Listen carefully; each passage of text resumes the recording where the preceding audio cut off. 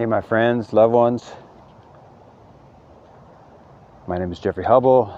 I'm here to share a little bit about the Lionsgate information that's come to me. It's a powerful day, it's a powerful time. Lasts for a couple weeks. The intensity of it. This Leo time.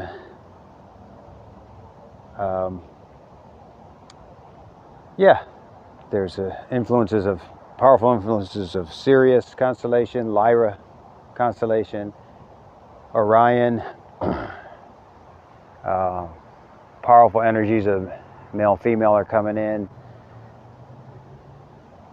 We're feeling it all over the world, transformations, changes, influxes of the power of the sun, the central sun. Yeah, I'm going through my downloads as everyone else is. I'm going through my upgrades. I'm going through my challenges. I'm going through my questioning of realities, questionings of this and that and the other. And the biggest one is the difference between the inner reality and the outer reality. So, what's really helpful in these times is to stay so possibly centered as imaginably possible, to let go of everything, let go of all you've known, systems you've used, things you've used that you don't know if that's the answer anymore. And to bring yourself back into the now, like this. There's a monarch butterfly flying in front of me. And what's he doing? Or she doing? They're just floating on the breeze. It's getting lifted up. There's a bit of wind today. This is gorgeous. It's just on his own. He's just cruising. He's just following the winds, following the, his intrinsic reality, his original blueprint. And, as we know, the monarchs, if you know or don't know that, well, as I understand it, they actually travel in groups. They'll travel all the way across the Atlantic from wherever, South America, I believe, and they make their way to Africa. And they make it, or a portion of them make it, part of their migration routes, all the way across the Atlantic. Now, how is that even humanly possible? Or maybe it's the other way around, from Africa to here. Something like that. Details, you could check them out. But that's us. We think, well, I'm okay, but I don't feel great, and I don't feel good half the time, and wonder what in the heck is going on, and I want to be able to manifest and precipitate and make life better and have it, right? Everybody's looking and doing this manifestation. Everybody's trying to get a better reality and more and all that. Well, maybe it's not about the outer anywhere near as much as we think it's about the outer. The changes that are happening in this world definitely are coming from the inside. They're definitely coming from the inner reality, which is the fifth dimension and beyond, the within. As we're changing from the carbon to crystal, we're changing into a crystalline light body. It's not an easy process. It's like a metamorphosis of the butterfly from the caterpillar. And that's pretty crazy. If you think about it, struggling. All you're this little caterpillar, and then all of a sudden you're like, what is happening to me? Oh my God. And you're cocooning, and then you blossom out, and these wings come out, and they're all gooey, and they're all sticky, and they gotta dry, and all this has to transform, and oh my God, now I can lift off. Oh my God, I can fly. Oh my God, but they know it's an original instruction inside their beings. It's original instruction that they would be this crawling caterpillar with all these legs and go through this metamorphosis and change into this completely other creature, which is who they really were inside the whole time, which is this amazing, beautiful, magical fly, so much lighter than it was before, not earthbound, lifting up like that butterfly went by, just floating on the breeze, following the flow, following the divine feminine time we're in now, which is moving and dancing and flowing, and it's not linear anymore. It's not A to Z, we're gonna go like the masculine, divine masculine, or the patriarchy of the past, the divine matriarchy, the divine mother's taking over. And so we're really headed into easier times, calmer waters. We're headed into more of who we actually are at our essence. We came here, they say we were stuffed down into this reality, and then you go through this intense birth, and we're really these great, amazing beings, and we're squished down, and then we come out, and poof, we forget everything. What? And Archangel Michael writings say that we had to leave these massive, amazing gifts, abilities, talents, huge aspects of ourselves all over the universe. He says that we live them in these pyramids of our own creations around the universe, or something like that, to come down in here. And then at one point, we've forgotten, and at one point we start having experiences. We start doing this or that, or reading a certain book, or go to an event or ceremony. Ooh, we start, oh my God, I feel something more. I feel like I'm supposed to. And that, for me, it was my very first sweat lodge, Native American sweat lodge, it was so intense in there, and I was scared. I had claustrophobia, and the guy's like, sit by the door, you'll be okay. I'm like 21 years old. And it's 28 huge rocks, and the guy's talking, and who's running it? Tom Brown Jr., Apache Indian race. And this lodge is right here, and they put all these huge rocks, and you're like, oh my God, I'm gonna burn to death. And he says, shut the door, and he throws a whole braid of sweetgrass on the rocks. Not just a little brushing, not just the whole braid. Whew, hits me so intensely. I have a total memory of all these native lives. He starts singing Zazie Kid and Apache, and at some point in that lodge, and everybody was, you were just cowering with this heat. You're just like, God help me. And I reached up at one point, I don't know why or whatever, I just reached up and I went like this, and there was no roof. There was no ceiling. And your mind isn't there, so you're not thinking. You just go like this, and I look up, and all I saw was stars. Endless amounts of stars. You don't analyze, you don't compare to other reality or outer, inner way things were. You just have your experience. Anytime, if you've ever had a vision, that's what happens. You just have the vision. And so I came out of that lodge. Everybody went up to eat. I'm walking around the frosted ground, November, in the forests of New Jersey. These huge, huge forests, pine barrens, southern New Jersey. And I'm looking up the stars physically, and I'm like, God, I'm home. I'm home, God, I'm home. And that was my first experience. That was my first wake up. And from then on, I was driven. I was on a path to experience more of that, more of who I am.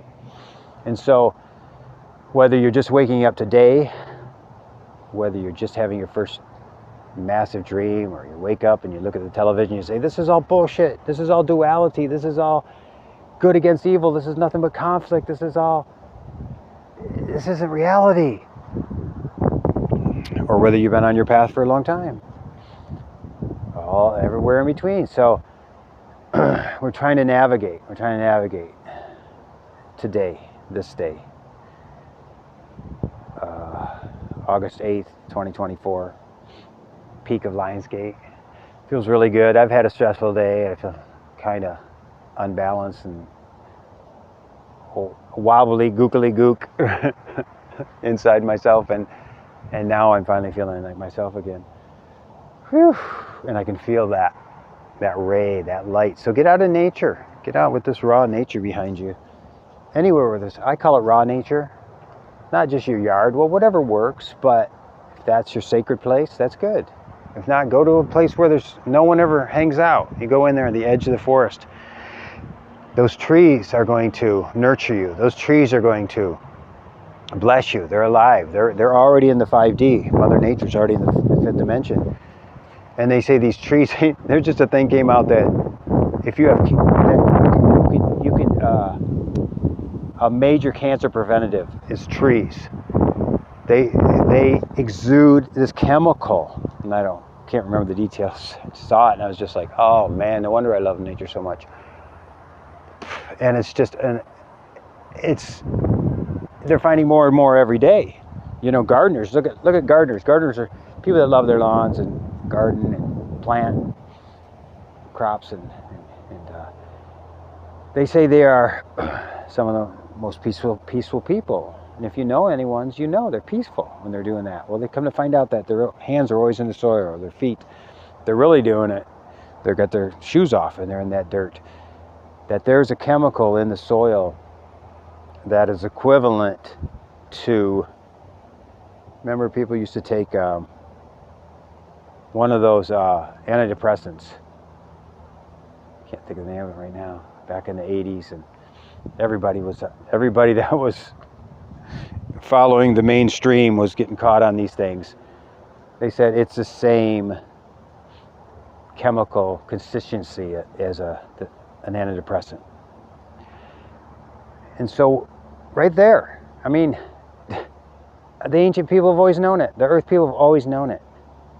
You know, it's only us coming from these cityfied, culturized places where have always wore shoes. And then even when they come across the ocean, the pilgrims, they had heels. They all wore these heels. It's like, what the? I mean, talk about being off balance. You know, these big boots and things. It's just, we're meant to walk in moccasins. We're meant to walk on the flat-soled on the ground. And yeah, there was moccasins, but they're always wet, and so they're always conducting energy, and you're always immediately, you know, when you do earthing or grounding, you know that you're immediately grounded. The electrons, everything changes in the body. You know, they monitor it, and it goes from this staticness to this whoosh, immediately. The longer you're out, of course, 20 minutes is good. So I wrote some things. Hope it's not too windy, but I'm going to read some things that came to me about today, about the Lion's Gate. Just going to read away here, guys. So remember nature. When you're confused, when you're upset, you just want to rest, and it's hot out. It's Florida hot. You just want to get inside the AC and rest. Yeah, sure. But get out with that dawn and pray with that sunrise. Let that sun is you. It's an old ancient prayer. It's actually a Viking prayer. As you illuminate this earth, and illuminate too my heart, so I too may do your work. And the native people would say they would watch that sun and make their prayers, or in their quiet mind facing east, until that shadow that hits the shadow of the night still. As that sun hits you, it's going to gradually, the longer you're there, as it rises, that light's going to come over your whole entire body until it hits your feet, and you know that you're aligning with real reality, which is the sun, which is the light, the central sun, which is not darkness, which is not night, of a new day, a good red day, native people say. And so, covering this from the wind, and so, as long as I don't touch it, continually touch it, and make noise. And one time, I was with Mary Thunder. She was my teacher before she was my wife. Way back in the 80s, we went to a conference up in Minnesota, in Duluth, Minnesota, called Indian Days. And all the Chippewas and Ojibways would come together, and the different bands, and they would teach at the university about native ways. And some really cool things happened. And one of them was she was always active. She was a Gemini. She was always going in her mind. She was always sun dancer, so she was always activated. And this grandmother said, "Can I talk to you a minute?" She said, "Yeah." She says, "Remember, when you should wear the dress. The women wear the dresses, and you should sit on the ground in the dew with no underwear on, so your female part's connected to the earth, and you should sit there until all the dew in the grass is gone." Meaning, meditate for all that time, and that can take hours. I'm not sure she ever mastered that one, but I think she even wanted to. She was too thunder and lightning going person. And so, get on that earth and don't let that mind, don't let that television, don't let that four walls, don't let that electricity and that Wi-Fi and that, we live in a box, four walls. We should be living around teepee or wigwam buildings, because that's sacred like the earth. Circles within circles within circles.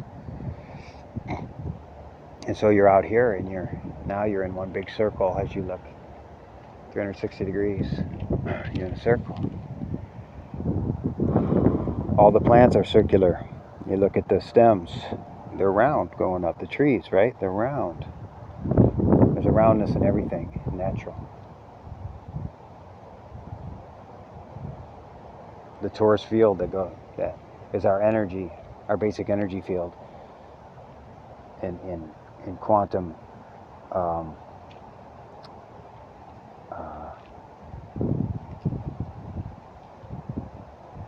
sacred geometry. It starts in our heart. It's a tube, and our whole body is like a donut shaped. It's all the way around, but the energy is pouring in from the cosmos, going up like this. It's coming from the center of the earth. It's going up, and it's rotating out, so it's going in all directions. It's moving at all times, and that's who we really are at a geometrical. So it's a good thing to visualize, put all the rainbow colors in there, and meditate with that, and bring the energy. Always bring the energy up from the lower chakras up, and it goes past your heart. It goes out your crown, and it comes back maybe to your feet, and then up again, or to your heart. Many ones in the heart, or each chakra.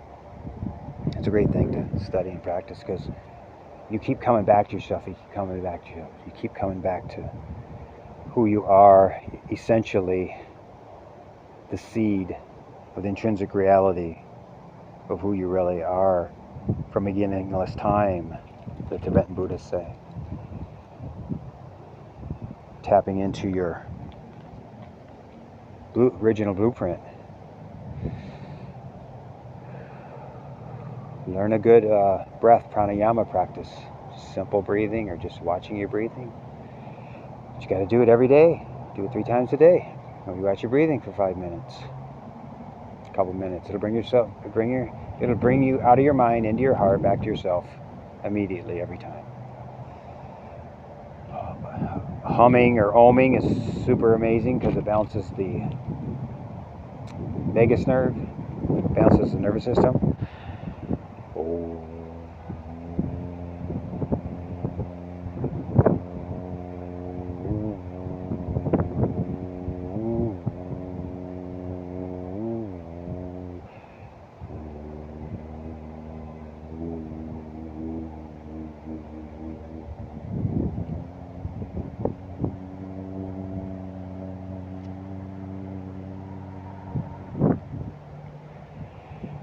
It feels so good.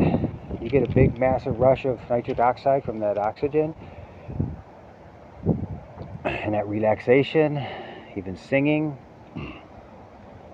Remember the ancient Indian adepts and yogis would say, there's nothing to achieve, there's nothing to do, there's only to realize. So when you sit in meditation, That's why you go still, and that's why you go silent. And the problem, one of the big problems that we seem to have is that we don't know what's coming next. That fearfulness of what in the heck is going to happen next, waiting for the other shoe to drop.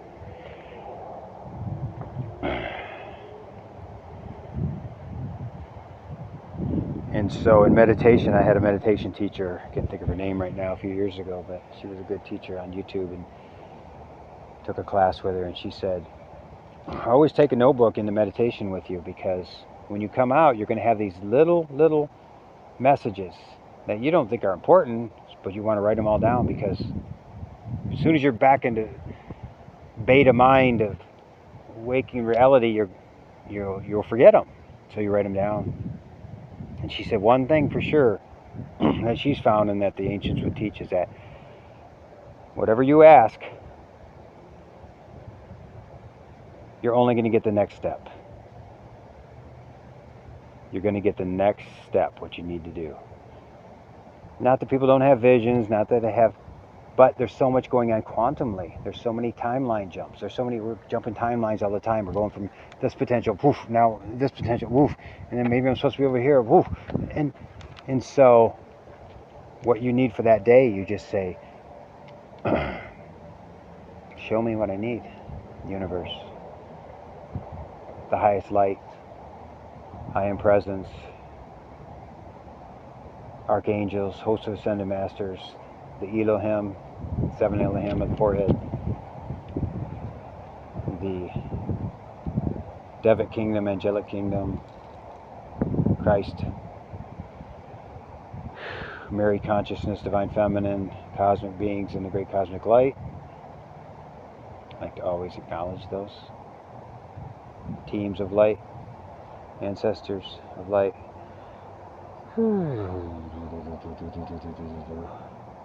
And then you write down what you got when you come out. And it's going to be exactly what you need for that day, or subsequent days, or that hour. And you have to trust that. You have to respect that. You have to respect that the answers come from within. No matter how many videos you watch, no matter how much because I'm guilty of it, no matter how much tarot or astrology or whatever things you get into, Ascended Master teachings, the Law of One teachings, Ra, the great teachings of the channel material, Bible.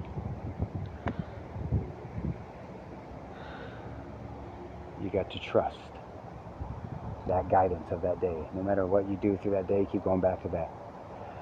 Breathe into it. Breathe into that message. Those few messages you received. So I didn't know what I was going to say about Lionsgate, and I just sat down and I said, show me, God. I got quiet, got still, and boom, here it came.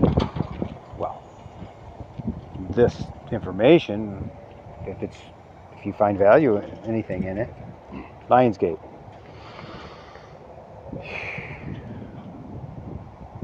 Be quiet just for a second,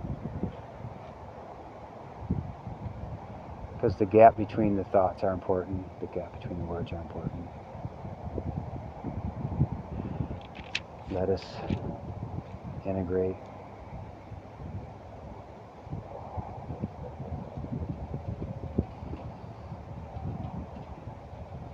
Let us rest in calm abiding. We've already called in the guidance. We've called in the light. So we should trust that. Calm abiding, Tibetan Buddhists say. Abiding in calm. The longer you do that, the more your energy field expands. Expands and expands and expands. Touching all the realms, all the dimensions. All the possibilities, all the potentials. Eyo nama kane ish enama kane ish enema kanama akish nini ma okama akish ni Na na na na na na na na na na na kana na na ana mana kana ana huna mana kana ishne ne ne ne na ma kana ma ak ishne ne ne ne ne ne ne ne ne ne. Little song and dance from the sun coming in. Only when I'm deep, when I'm shallow, only when I'm alpha, theta, delta, gamma states, reaching into the photonic plasma levels. But when I'm in beta, full out, outer reality, blazing down the road, might not happen. Probably not going to happen like that. So you get into this state and then you can just open your mouth and just start speaking gibberish. No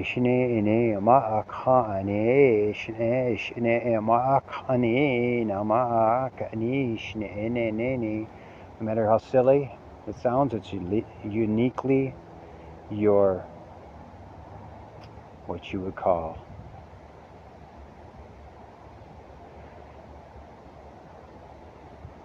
soul signature or your soul song. Okay, I'm going to end it, and then I'm going to read on the next one specifically.